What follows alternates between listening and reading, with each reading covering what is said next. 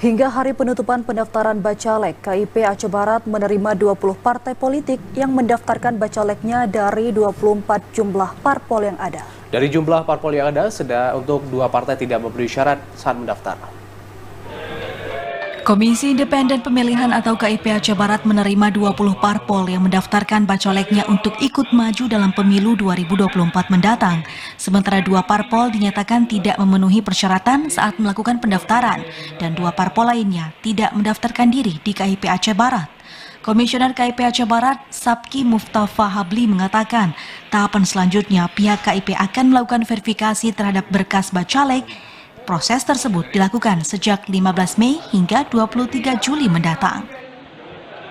Untuk tahapan selanjutnya yaitu tahapan verifikasi administrasi pencalonan bacaleknya dimulai tanggal 15 Mei sampai dengan 23 Juli tahun 2023.